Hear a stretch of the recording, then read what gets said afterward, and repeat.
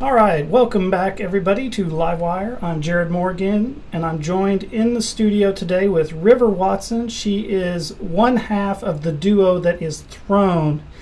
She is also a former junior Miss Mvskoke Creek Nation from 2014-2015, so she has a lot of pedigree here on the program. If you're in the YouTube chat, I put a link to her outgoing speech in the chat if you guys want to check that out maybe afterwards or something like that. Also, I wanted to mention to the audience, we are taking questions from the chat today. There is a huge thunderstorm here, so if you hear explosions or loud rain, it's not your imagination, it's happening here. So, but with that being said, River, thanks so much for coming on the program. Well, thank you for having me.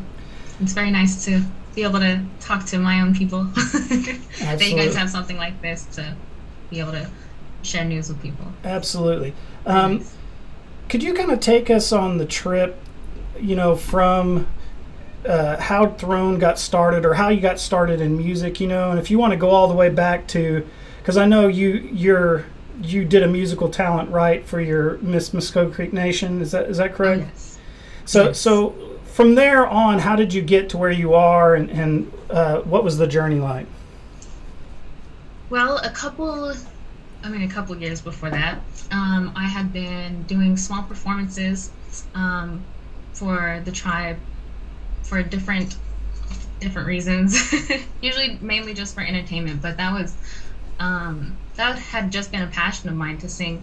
But I'm sure, as a lot of people probably know, my dad is Julian B, and so he was a rapper, and I grew up watching him go and do performances of his own and watch him record and produce his own music as well. So I think that's probably where, if there was something from me that started, it probably started with him. Mm-hmm. But Absolutely.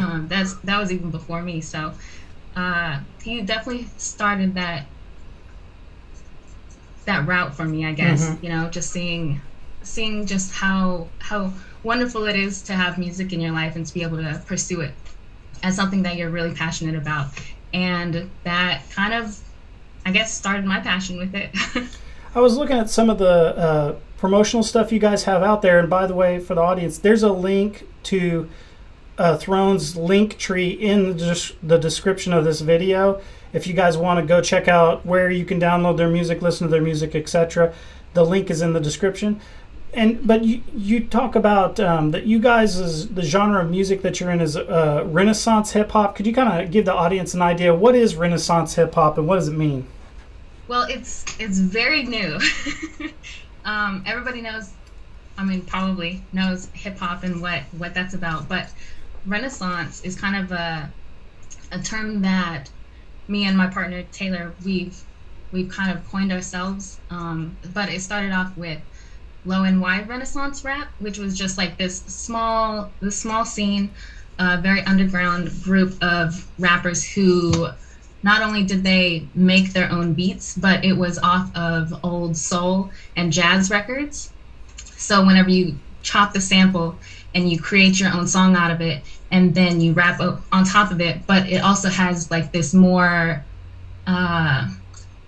basically it's like the idea behind it. Renaissance rap is like more reflective, and it's more personal. It's a little more soulful type of rap than what maybe you would hear off of, the radio, what they play, just kind of more popular. It's a little bit more personal and a little more genuine, I guess I would say. Yeah, you guys are kind of going for something.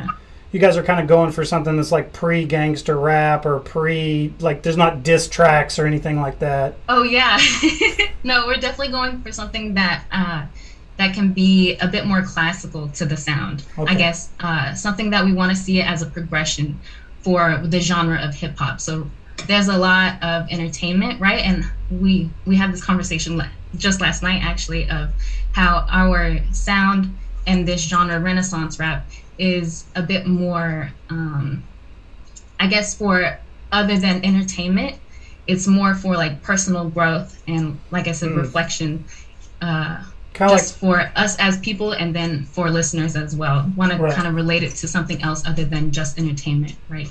Gotcha. It's kind of like beats to study by type of thing. Is that the idea? Like it's like a meditation type of thing. Yeah, that's the sound of the beats, I guess. But whenever we add our lyrics on it, they're a bit more poetic, and it's not as on the nose exactly of what we're saying. It's more like open and artistic and abstract, I guess is the right word that I had been missing. It's more of an abstract idea of hip hop. So I see. Well, and I'm glad that you mentioned the lyrics, because you have the new album that's coming out or is out, and yes. Is the introductory track is in Mvskoke? Is that right? Yes. So the first song on our album, which is called Lionfish, is the song Lionfish. And the first half of it, I had gone back to Oklahoma, and I went to our language program, and I worked with two ladies, Rebecca and Gracine. And they helped me translate this short poem that I had, and then also half of the song Weird Fishes by Radiohead. Mm-hmm, right. So it's just basically an idea of this idea of a life cycle, basically. That was like the song Lionfish is in two parts, and the first half is mine and is in Mvskoke and in English. And so the first half of it that's in Mvskoke is the poem that I had wrote. It was I was in love with a sad song, and it was strong, but it ended when we realized we were afraid of coming out of the dark. And so this is like the life cycle basically of like a love story. Right. One that wasn't meant to last, but you appreciated that it was there, right? The life that it gave you. And oh, sorry, go ahead. Okay, no problem. So I had that translated into Mvskoke with their help, and then I wanted to try to base the melody off of the song Weird Fishes. And then and then the second half of the song is a completely different producer. It has a whole beat switch up. It's like one of the longest songs on the project. But we wanted it to be more cinematic too. Well, speaking of cinematic, that's the first song there. Speaking of cinematic, we had a comment I wanted to read real quick, and then I'll have a question related to it. One of our chat people, T.Y. Pearl, has posted, I hope Reservation Dogs music supervisor Tiffany Anders is watching and uses your music in season 2. Best of luck, Break a Leg. Have you been contacted by anybody from Reservation Dogs? Or actually, we did. Okay. That woman, someone had tagged her in a post on Instagram, and then she like messaged us immediately afterwards and asked us to submit our songs to whatever the site is that they use. And so hopefully they take a listen and hopefully they use it. Right, it would be really cool, because it kind of you guys haven't heard back yet. Sound. Right. Yeah, absolutely. Yeah. And T.Y. Pearl's asking a question about your social media links. If you look in the description, T.Y. Pearl, there's a link to their link tree where they can get you can get links to the music. On your social media side, do you guys have like a Facebook and all that stuff for Throne? We actually don't have a Facebook for Throne. We just have an Instagram. We have a TikTok. And that's it, though. So everything else is like music related. Okay, so all of your links are on that link tree, right? Yes. Okay, so there you go. Everything they have is on that link tree, T.Y. Pearl, so check it out. That's awesome, though, that you guys got approached by Reservation Dogs. I hope you guys hear good news back from them. I know It's kind of weird that we actually had somebody from the casting department coming through our offices today trying to find extras, because I believe right now they're shooting in Morris and they're trying to get extras to fill out the rest of the scenes. So they were coming through and like, do you guys know anybody that can go, et cetera, et cetera. So they're down here shooting right now. That's cool. I also we had kind of a couple of connections, because of course, I mean, Sterling, my dad and my mom, they had been friends with Sterling for a while. And also the young man who did the score for the first season, his name is Mato, and he's from California. He's native, but he's like my age. I was like, what? Wow, you did this? That's so cool. He was awesome. Like, thanks. I was like, oh man. So yeah, we had like a couple different connections. Oh, and then even, that's so cool, even some of our friends in Albuquerque who are Zuni Pueblo, which is actually the guys who brought Taylor and I together because we had worked at the same, we worked with the same engineer at the same studio in Albuquerque with this guy. His name is Matthew, and he's from Zuni Pueblo. He was just a really cool producer and engineer, and that was how we actually met, was in his studio. And we just liked both of each other's music. We had heard it before. We thought each other was talented. And then once we met, we were like, oh, man, we have to do music together. Absolutely. Well, it's a great story, and it sounds like it's going to be a great future for you guys. This is you guys' second album, is that right? No, this is our first. This is your first album. Okay. So as far as do you guys perform live? Is there going to be any chance for any of the people in Oklahoma to see you guys do anything live in the area? Or I mean, I hope so. Because I don't know. Right now we haven't. I don't know if you guys have heard, but Festival is supposed to be coming back this year. So, if you... Okay. I think the person who's in charge of all that is Ryan Logan. So you guys might reach out to him and say, hey, if you're going to be able to be in the area and we don't have any major hurdles. And I'll mention to the audience, too, in the next coming weeks, maybe next month, we're going to try to get Ryan on the program to talk about the festival. And so we'll do some promo for that before it happens, so you can ask all the questions you want to ask. I know there's probably going to be some changes to the festival Stomp Dance due to COVID implications, but we'll let you know whenever that's going to happen, that interview, and you guys can come in and ask whatever questions you have. What's the future for Throne? I mean, we're already working on the next album, and then we already have like at least two more albums that are practically completely done recorded. It's just, it takes a long time for the mixing process. Mm-hmm. So in order for us to feel like the mix is good and our vocals sound good, and it's the style and the sound that we want, and then send it to our mastering engineer, which is another step, and it takes feedback for that. So that takes time, but we want to steadily release more albums. We think, I feel like albums is cooler than singles, right? You get a full experience. Absolutely. And it just seems like you're able to tell more of a story through an album than through a single. But we want to keep on collaborating with people. We don't actually make the music or the track. We don't actually make the track of our songs yet, but we'd like to be able to work on that later, maybe whenever we're more stable and known as vocalists. But yeah, right now we work with producers, and we just go on their beats if they let us, and then release it, and then. So for the model that you guys are using right now, it's like you're doing digital distribution. It's kind of like independence. Yes. Are you guys planning on doing a record deal, or is that what? Or do you have a strategy for how you're going to handle that if that ever came up? I mean, we don't exactly have a strategy if that were to come up right now, just because that's kind of a daunting idea on itself, being signed, and then you have however long, right, with this label. There's just so many new outlets for independent artists to be able to manage themselves and to be able to craft completely, personally, package their music and give it to their audience. Have you ever heard of Bandcamp? Yes. Yeah. Yes? Yeah. So that Bandcamp is a really cool platform. We just started Bandcamp just like right before the album came out.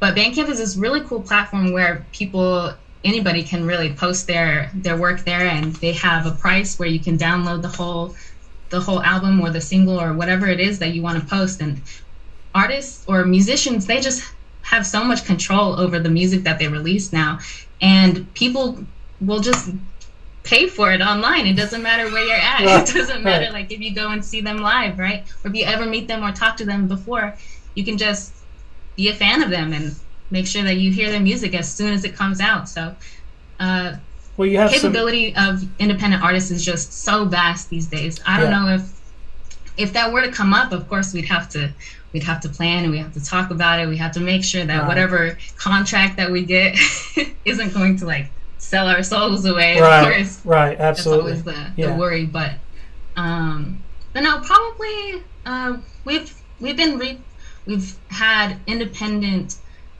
distribution labels reach out to us already, and we've had conversations with them about what they can do for us and what we could also do for them, as far as sharing their platform, because there's so many distributors now that are coming out and trying to make a name for themselves and of course make money for their company. So right. So it's probably not too far in the future where we might have an opportunity like that. But as far as right now, we're doing pretty good on our own. Yeah, how has the response been? Because I know in the email that you sent us, you were talking about all of the views and the likes and everything that you guys have gotten. What's the social media response been like? The social response has been pretty good. It was a couple weeks before we had dropped the full album. We had released one single off of it called Rainfolk, and that single did pretty good, and I think that brought us up to about 5,000 followers on Spotify. And then after that was actually after a couple videos on TikTok that went kind of viral. One of them was from the song "V for Vanity," that actually almost reached 1 million views on TikTok. Wow. Which is pretty crazy. That's pretty big. But we had gotten about 5,000 followers up until that point, and then I had just checked it before this, and we have almost 8,500, almost 8,500 followers on Spotify, and then that equated to 22,000 monthly listeners on Spotify. And so people, for artists that hasn't been doing this, relatively that long, that's pretty good. Yeah, it sounds for great. Starting out. Sounds awesome. And I'll tell the audience, go check out their music, and if you like it, subscribe, buy their album, support your Mvskoke artists. We had another comment in here, and I wanted to relay it to you. It's not really a question, but T.Y. Parole says, I'd like to see a Stinjati and Watgo Ryan Barnett Mvskoke music collaboration with you guys. You guys know them, Stinjati and... Yes, that's so funny. Oh, I didn't even finish it. Whenever I had mentioned our buddies in Albuquerque, they have made music with Stinjati before, and so definitely in the future that could be a possibility. Could you spell the other name for me? He says it's Watgo, and in parentheses it's Ryan Barnett. So I'm not familiar with that person myself. Yeah. So, well, T.Y. Parole, if you got any links for him, put them in the chat, and I'll pass them on. Maybe we could set something up here. So, I want to thank you for coming on the program. And is this, just talking about you, I know that you are a multifaceted artist. Is this the only thing you've got going on? Is this, or are you doing anything else? Oh man, oh my gosh. Well, right now. Where my laptop is set up, right behind it is actually my sewing machine, and then a project that I've been working on as well. So that's another area that I'm really excited to be doing. So not only am I really interested in music and in singing, but I feel like I'm split 50-50 between music and fashion. So like my mom and my grandma, well, both of my grandmas, they have been sewing, and that's not like some big revelation, because I feel like so many people that I went to school with and their parents had all been making their own clothes. But but that's something that I'm really interested in. I like different textures, and I like this more streetwear style. And so I like to imagine different silhouettes and different shapes of kind of clothing that people normally wear, and I want to try to make it my own. And I feel like that I'm just in the beginning stages of making pieces that are completely my own. And so that's one other thing. That's like my other passion is making clothes as well. But this is actually part of my setup, I guess. Right here, these are just a couple things that I've started on. I started off just doing alterations whenever I was in high school and in college, just to make things fit a little better, because I'm also very short. If anyone knows me in real life, it's hard to find things that fit perfectly if you're so petite. So I started off just doing alterations, but but yeah, so as soon as I started realizing that I could probably do this on my own, like make a pattern or take a whole piece apart and fit it together just exactly how I want it to. Is basically how I got started in that. But no. If you wait 1 second, let me grab what I'm working on. What's behind this table? Go for it. While you're grabbing that, Ty Pearl says Watco has a YouTube channel, so I myself might have to go check that out and contact him. Okay, sounds good. If it's Woodco, I was like, Woodco. I know a Woodco, I know a Wheatco, I know go with the same sounding name. But I'm working on a vest right now. Okay. So this is, I don't know if you can see it very well. Oh yeah. I had cut this piece of rope, these ropes under here, and then just sewed it down to make more of ribs. Oh, and then I had made this throne patch. Yes. That's cool.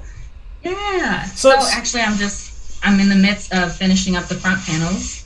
So is this going to go to market in the future? Like when you have your designs down, there's going to be a push and everything, I'm assuming? Oh, yes. Oh, yes. I just need to get a couple more pieces that are completely my own and not just, like pieces that I have or patches that I've made and just put on something else. Right. I want to make more that are just 100%. You're kind of in the wood shop stage where you're yes. Okay. Yes, well, we'll come back to us whenever you're ready to go on that, and we'll feature it again, because we're trying to support all of our Mvskoke citizens, and especially great artists like yourself. Thanks so much again, River Watson, for coming in. Is there anything that you want to talk about that we haven't talked about yet?